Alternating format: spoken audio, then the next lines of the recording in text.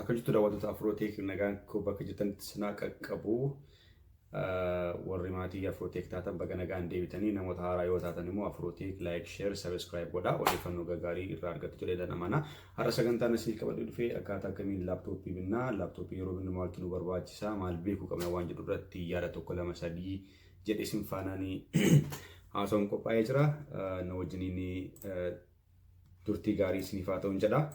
Inni jalqabaan nuti beekuu qabnu kompiitara yeroo binnu akkuma beekamu hundi keenya fiizikaalii isaa ilaaluun nurraa eegama maal fakkaata waan jedhu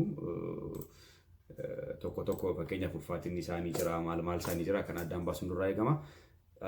Inni jalqabaa irratti isinitti himuu barbaadu inni tokkoffaa nuti ilaaluu qabnu iskiriin saayiz waan jedhamu jira. Iskiriin saayiz jechuun saayizii iskiriinii kompiitara keenya iskiriinii isaa akkamii kwaalitii iskiriinii jechuudha. Isa kana akkaataa kamiin ilaallaa yeroo kompiitaricha bannee booda kompiitara sana raayit kilikii irratti goona adduma arganii deeskitooppii isaa irratti raayit kilik goonee booda akkuma argitan display setting jedha. Isa irratti kilik gootu jechuudha. Isa irratti akkuma kilik gootaniin isuma irratti akka kilik gootaniin inni iyyuu isiniif fida. Akkuma argitanii resolution jedha. Resolution jechuun egaa pixel per pixel jechuudha. Pixelii 1920 baay'isuu 18 wiirzii isaatii dalgee isaa 18 jechuun immoo irraan gadee isaa jechuudha. Akkaataa kanaan saayizii iskiriinii rizooluushinii garaa garaatu jiraata jechuudha. Rizooluushinii kanatti dipendi taane yeroo baay'ee wanti riikoomandii ta'u garuu 1920 baay'isuu 18 kun at least istaandaardii baay'ee kwaalitii gaarii qabudha jedhamee amanama. Kanaafi kanaa olii argattan otoo bittanii yaada gaariidhaan isiniin jechuu barbaada. Kan biraa immoo kan itti aanu kan isinitti himuu barbaadu CPU waan jedhamu jira. CPU jechuun sammuu kompiitaraati. Central Processing Unit jedhama. Sammuu kompiitaraa jechuun dandeettii kompiitarri sun ittiin waa tokko hojjechuu danda'u saffisa kompiitara sanaa kan agarsiisudha jechuudha. Kanaaf amma fakkeenya yeroo ammaa kanatti kan argaman durillee kan gosa baay'ee jiru amma garuu baay'inaan gabaarra kan jiran Core i3, Core i5, Core i7 waan jedhamutu jira. Core i5, Core i7 keessumaa i7 baay'ee cimaadha. Baay'ee dandeettiin isaa baay'ee saffisni isaa baay'ee guddaadha. Baay'ee gaariidha.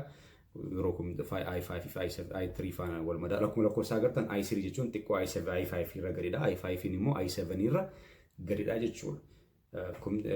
Saffisa kompiitara keessanii karaa kanaan madaaluu dandeessu jechuudha. Kan akkamitti arguu dandeessu akkana kan jedhu immoo startii keessatti kilik gootanii yeroo baay'ee system information hojjettan isinii baasa.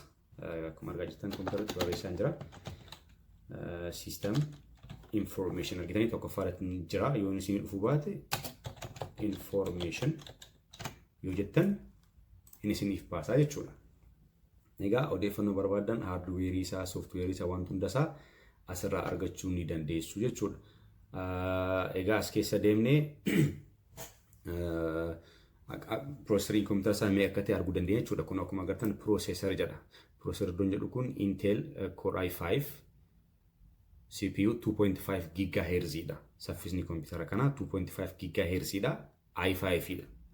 Yoo i3 ta'e asirratti i3 argitu. Yoo i7 ta'e i7 argitu. Kan amma kompiitara i5 waan ta'eef i5 jedha asirratti barreeffamee jira. Akkasumas immoo saffisni kompiitara sanaa 2.5 GHz dha.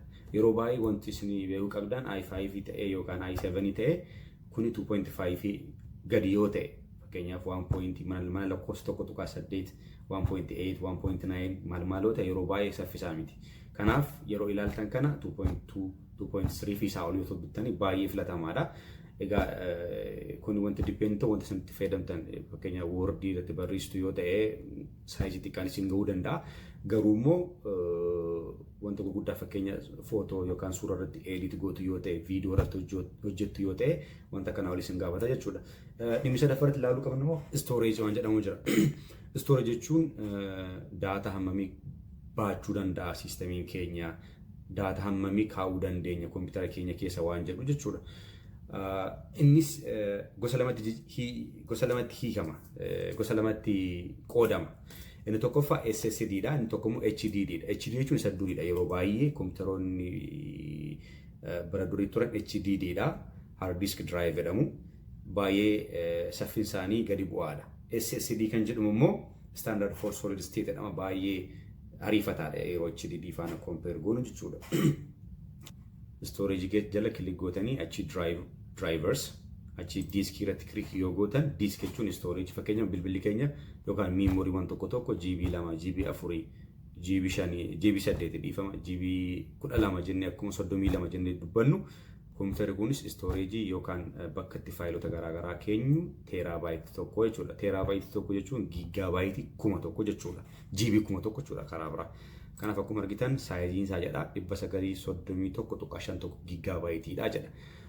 Takka irraa sharafeetu mul'isa lakkoofsa exactly 1000 jedheen barreessu. Warra kan reserve godha odeeffannoo garaagaraadhaaf kaawwata. Kanaaf garuu 931 almost terabyte tokkodha jechuudha computer kun diskiin isaa. Kanaaf yeroo bittan akkuma argitan SSD dha kun manufacturing isaa SSD dha, disk drive dha. Modelliin isaa akkaataa kanaan laaluu dandeessu jechuudha. Inni guddaan sin laaluu kan qabdan saayizii isaati. Saayizii isaa gaafa dhuftan akkuma nama isinitti hime erga kana bantanii booda hardware kun hardware isaa laaluu barbaadanii component keessa galtanii sana booda storage irratti click gootu sana booda disk keessa gaafa galtan saayizii isaa akkaataa kanaan arguu dandeessu. Fakkeenyaaf amma kompiitaroonni Core i3, Core i5, Core i7 kana cala baay'een saffisaa ta'an kan jiraatanii garuu saayizii isaanii xiqqoo ta'uu danda'a. Wanta baay'ee kompiitara keenya yoo ta'e wanta kana sirriitti ilaaluun nurraa eegama. Inni arfaffaa raamiidha. Raamii jechuun memory jechuudha. Raamii jechuun yeroo baay'ee kompiitarri keenya kan process ta'u raamii irratti odeeffannoowwan amma nuti irratti hojjennu irratti store godhu saffisaan akka hojjetee wanta sana xumuruudhaaf kan itti fayyadamu RAM jedhamu. Random access memory jedhama. Innis baay'ee barbaachisaadha. Saayiziin raamii sanaa saffisa kompiitara sana baay'ee limited godha. CPU isaa storage isaa akkuma jirutti ta'ee raamiin isaa keessumaa wanta amma irratti hojjennu saffisaan akka nu xumuruuf baay'ee raamii isaa baay'ee ilaaluun baay'ee barbaachisaadha jechuudha. Samarii irraa kanaaf gadi yoo buutan memory kan jedhu ni argattu jechuudha. Physical memory argitanii install physical memory. Kanaaf raamiin kompiitara kanaa meeqa jechuudha 8 jechuudha gigabyte 8 yeroo baay'ee 4 jira 2 jira 4 olitti yeroo baay'ee gaariidha jedhamanii warra qoodamanidha. 4 ol 4 8 maal 12 kana ol jiraachuu danda'u yeroo baay'ee kan namoonni fayyadaman 4 fi isaa olidha. Akkuma argitan gigabyte 8 dha. Kana jechuun raamiin kompiitara kanaa random access memory isaa gigabyte 8 jechuudha. Odeeffannoowwan nuti amma irratti hojjetaa jirru gigabyte 8tti baachuu danda'a, process gochuu danda'a jechuudha.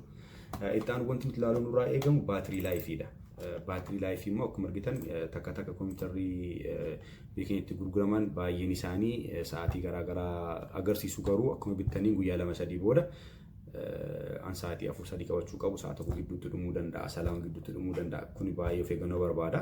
Akkuma argitan asirra yeroo gootan baatirii aayikanii isarra gaafa kilik gootan yookaan akkasumatti karsarii keessan irra keessan persentii 69 sa'a tokkoof daqiiqaa 55 jedha.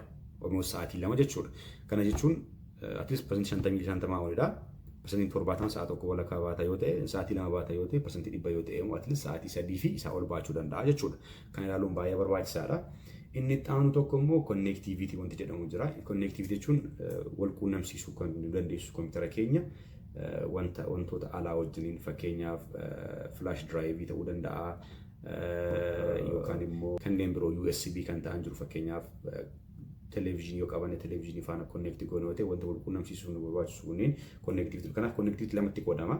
Ana nama sadii qabadhee dhufe tokko internet connectivity tokko immoo USB connectivity dha. Internet connectivity jechuun internetii keenya yeroo connect goonu akkamittiin connect goona.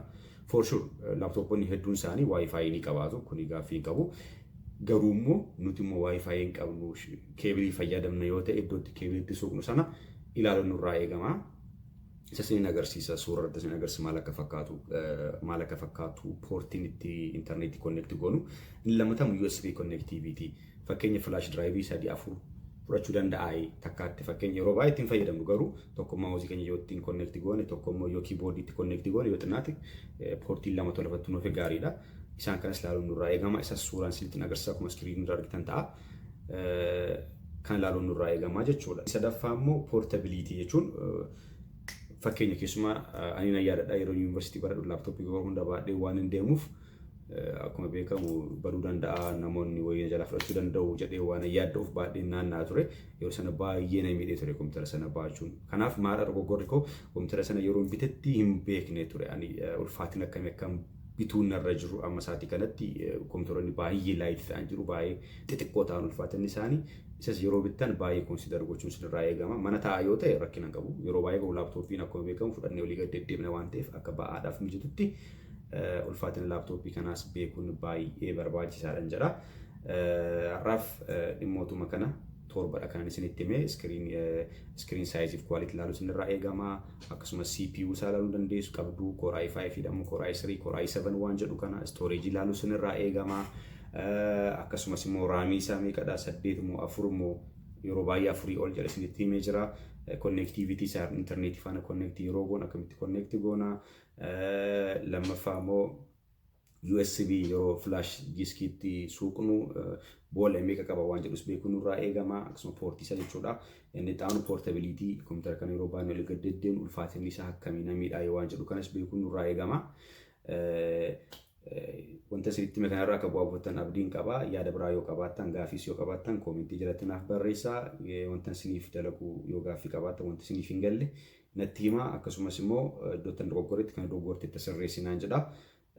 Akkasumas Afrootech channelii kana like, share, subscribe gochuu hin dagatina. Namoota kana laaptooppituudhaaf yaada qabaniif hiraati isaanis ilaalanii odeeffannoo tokko lamarraa yoo argatan ofii isaanii ba'anii konfidensiitiin kompiitara bituu danda'u nama biraa qabatanii deebiin jechuudha. Kanaaf isaan fayyada waan yoo biraatti walitti deebinutti nagaa yaannaa tura.